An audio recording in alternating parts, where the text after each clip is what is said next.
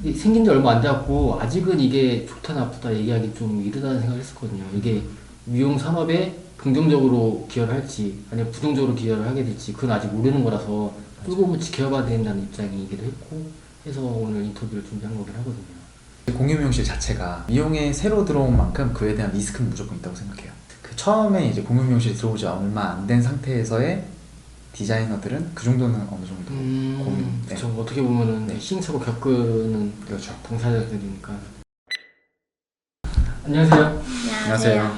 선생님들 각자 자기 소개 한 번씩만 부탁드릴게요. 네, 저는 팔레트H에 근무하고 있는 우리 디렉터라고 합니다. 디렉터라고 말을 하는구나. 네. 그렇죠. 유림 디렉터고요. 저는 2월 달에 입주한 입주. 입주라고 그래요. 저 입주했어요. 원래 입주라고 원래 입주라는 진짜요? 네. 재밌네요. 네. 공유 미용실은 무엇이며 일반 미용실과 뭐가 다른지 한번 말씀 좀 해주세요. 저 먼저. 네. 일반 미용실 같은 경우에는 원래 이제 근로계약서에서 그렇죠. 프리랜서긴 하지만 실질적으로 일하는 거에 있어서는 아무래도 위에 눈치도 좀 보고 근무 시간이라든지 아니면 밥 먹는 것도 약간 자유롭지도 않고 예약이 없어도 내가 이제 매장에 좀 상주를 해야 되는 거에 반면 공유 미용실 같은 경우에는 내가 예약이 없는 시간에는 뭐 조금 더 마케팅을 뭔가를 한다든가 아니면 내 자기 개발을 한다든가 약간 좀 자유롭게 할 수 있는 거. 자유가 있냐 없냐의 차이인 것 같아요.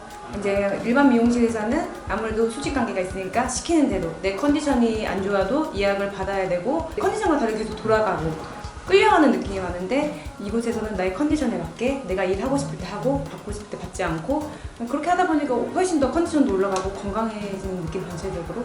흔히 말하는 정말 완벽한 프리랜서 네. 그런 느낌이라고. 딱 그 완벽한 한마디. 프리랜서예요. 그렇다고 치면은 1인 샵을 살 수도 있고 그런 방법들은 꼭 공유 미용실 한 가지는 아니었을 텐데 공유 미용실을 선택하신 이유가 있나요?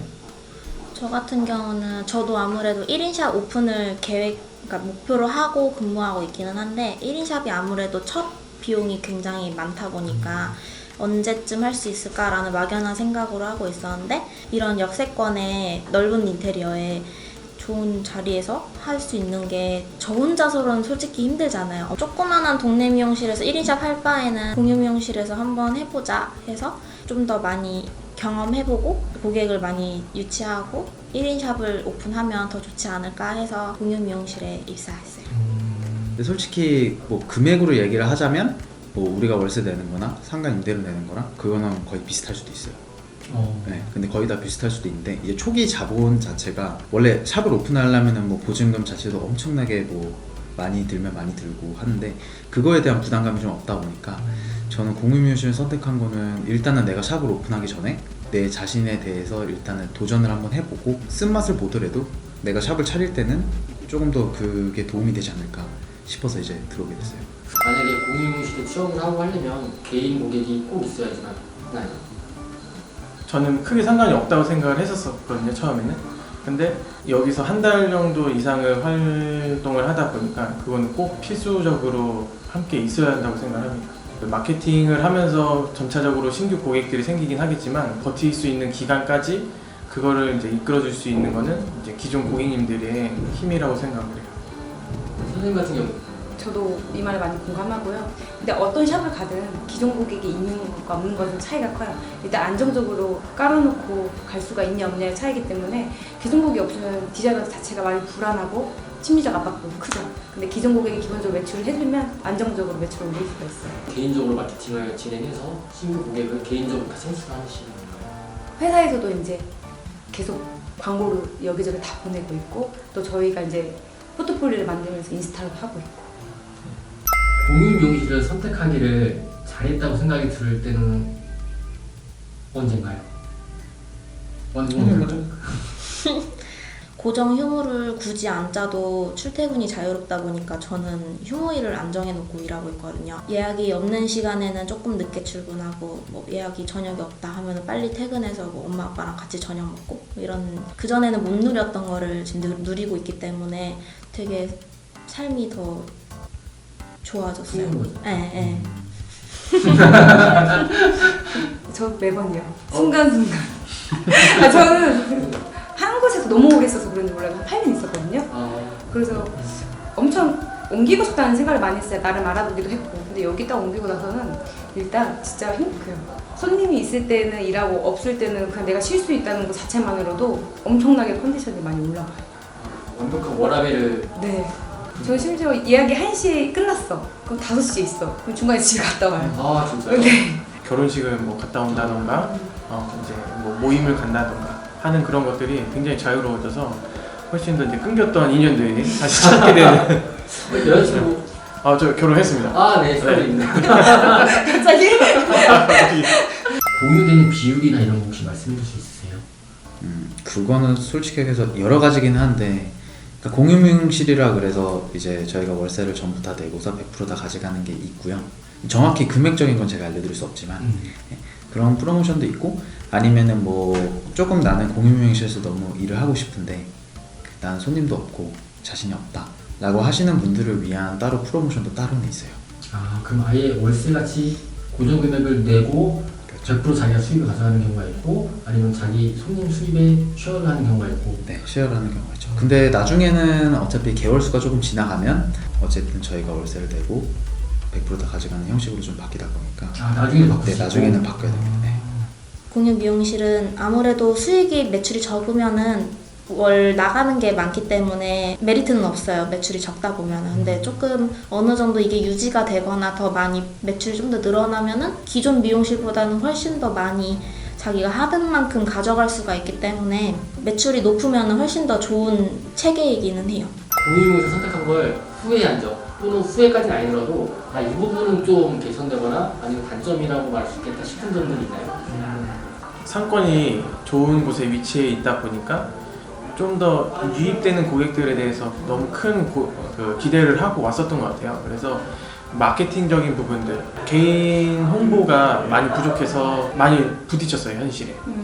그래서 개인 홍보 준비를 좀 더 많이 하고 올 걸 하는 그런 부분들, 매장들을 옮기면서 고객들을 조금 더 자주 연락을 하고 그래도 끈을 놓치지 않고 연락을 했었다면은 기존의 고객들을 좀 많이 모시고 올 수 있지 않았나라는 그런 아쉬움이 좀 많이 남더라고요.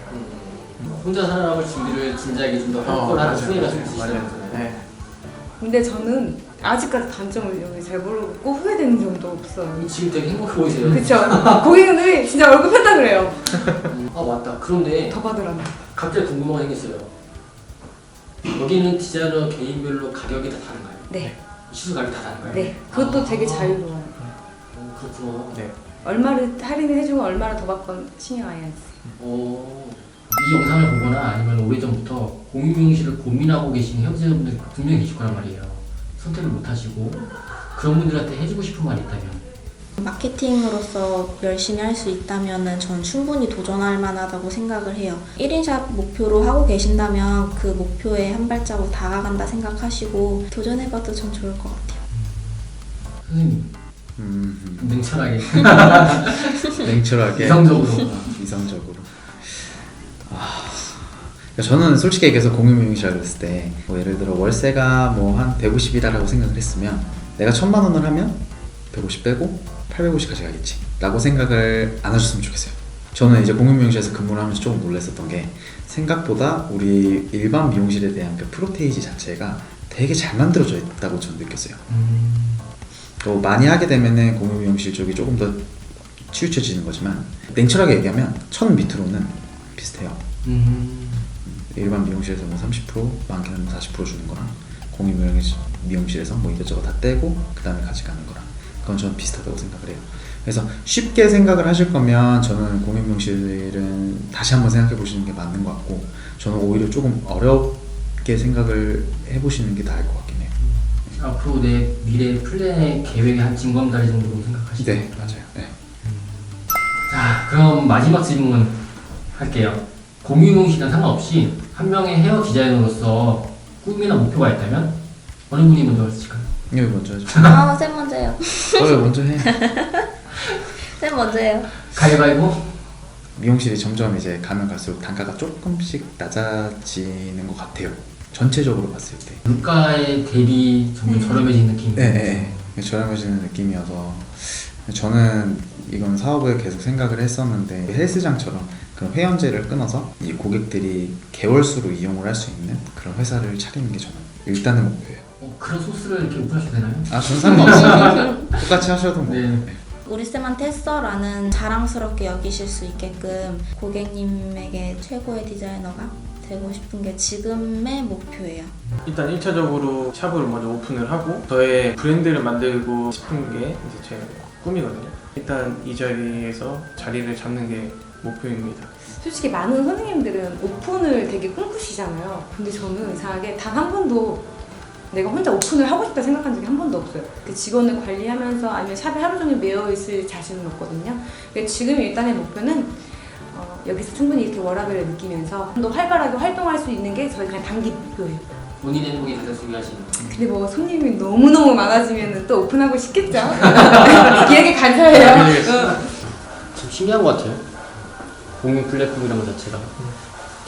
키보드만 닿지 솔직히 미용